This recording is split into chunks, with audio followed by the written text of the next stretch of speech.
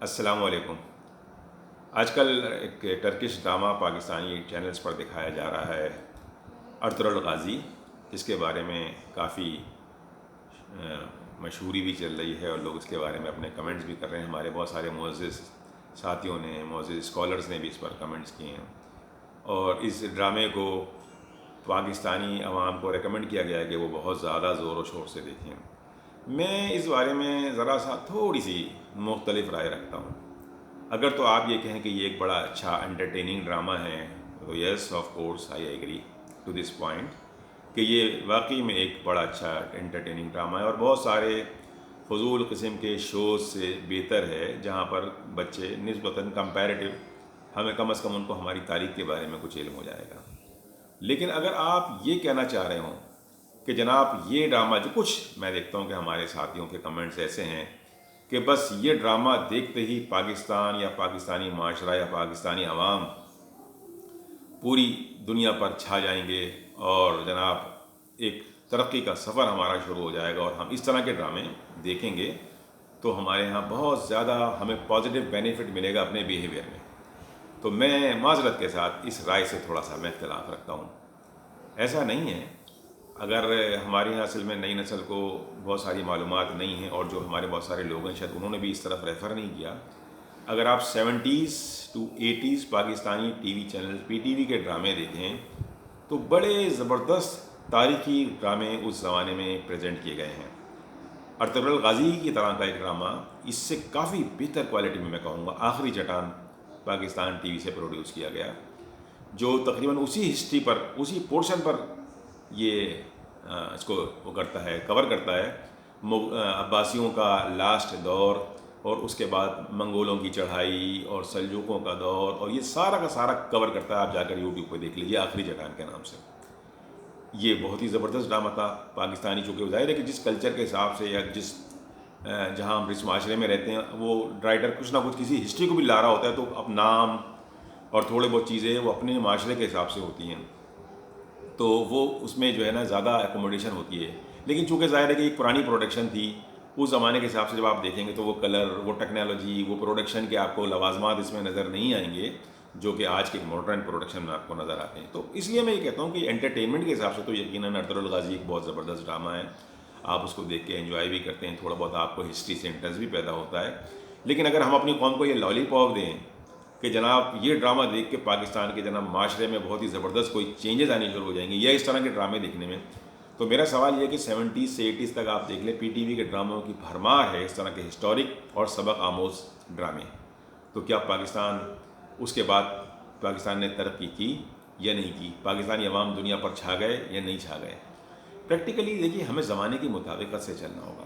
میرا اس بات point of view سے شروع سے اختلاف ہے کہ ہم اپنے بچوں کو ہسٹری بتائیں، ہم اپنے بچوں کو یہ ضرور بتائیں کہ ہماری ہسٹری یہ تھی، لیکن اب ہم چاہیں کہ اگر ہمارے بچے ابھی بھی توپوں پہ اور گھوڑوں پہ بیٹھ کے دنیا کو فتح کر لیں، اگر ہم ان کو یہ ٹریننگ دیں گے، ہم سمجھتے ہیں، مطلب ٹریننگ دینے سے مراد ہے کہ ہم سمجھتے ہیں کہ اس طرح کے کرنے سے ہمارے بچے جو ہیں وہ کوئی زبردست ترقی کا سفر طے کر لیں گے، دنیا پر قبضہ کر لیں گے، دنیا پہ حکومت ہماری ہو جائے گی۔ تو میرے خیال سے میں صرف اس پوائنٹ آف ویو کو کہہ رہا ہوں کہ یہ پوائنٹ آف ویو جو ہے میں اس سے اختلاف کرتا ہوں۔ ہمیں اس وقت جہاد کرنا ہے، ہمیں اس وقت ترقی کرنی ہے، اپنے آپ کو اسلام کے بنیادی اصولوں کو سمجھتے ہوئے۔ مثال کے طور پہ اگر آج ہی سارا پاکستانی معاشرہ یہ طے کر لے کہ ہمیں جھوٹ نہیں بولنا، تو آپ دیکھیں انشاءاللہ تعالیٰ کہ ہماری معاشرے میں کتنا بڑا انقلاب آ جائے گا۔ کہنے کو یہ تو بڑی آسان سی بات ہے، کتنا آسان ہے، آپ کو نہ کوئی ڈرامہ دیکھنے کی ضرورت ہے، نہ ہسٹری پڑھنے کی ضرورت ہے، یہ ہمارے رسول پاک کا ارشاد ہے، اللہم صلی علی محمد، یہ ہمارے آقا کا ارشاد ہے کہ جھوٹ نہ بولو، سچ بولو۔ جب ہم سچ بولیں گے تو ہم کرپشن ختم کر دیں گے، جب ہم سچ بولیں گے تو ہم لوگوں سے لین دین میں بے ایمانی اور دھوکے بازی ختم کر دیں گے، جب ہم سچ بولیں گے تو ہم رشوت لینا بند کر دیں گے، جب ہم سچ بولیں گے تو ملاوٹ کھانے پینے کی چیزوں میں ملاوٹ کرنا بند کر دیں گے۔ تو آپ مجھے بتائیے کہ اس سنہرے اصول کو سمجھنے کے لیے، اس سنہرے اصول پر چلنے کے لیے ہمیں کسی ڈرامے کی ضرورت ہے؟ یہ تو صبح شام ہماری تعلیمات کا ایک پارٹ ہے۔ تو لیکن میں پھر کہوں گا کہ میں اس ڈرامے کے خلاف نہیں ہوں کائنڈلی۔ میں کہتا ہوں کہ آپ پھر اپنی قوم کو ایک غلط لالی پاپ پہ لگا رہے ہیں کہ ہم وہ ڈرامہ دیکھیں گے تو ہماری پتہ نہیں کوئی قومی غیرت، قومی حمیت جاگ جائے گی اور ہم پتہ نہیں کتنی ترقی کر لیں گے۔ تو مجھے اس میں ذرا سا تھوڑا سا مجھے وہ ہوتا ہے، مجھے پریشانی ہوتی ہے کہ ہم پھر اس ہم جذباتیت پر لگا دیتے ہیں اپنی قوم کو. ہم ان بنیادی اصولوں کو نہیں سمجھتے کہ ہمیں جھوٹ نہیں بولنا. کتنا سمپل سا معاملہ ہے مگر کتنا مشکل بنا ہوا ہے. ہمیں لسانی تعصبات نہیں کرنے، ایک دوسرے کو ذلیل نہیں کرنا، ہمیں پوری قوم میں میرٹ کو پروموٹ کرنا ہے. میرٹ آ گیا ہے تو ہمارا ملک ترقی کرے گا. اس کے لیے ہمیں کسی انجانے دشمن کے خلاف محاذ بنانے کی ضرورت نہیں ہے.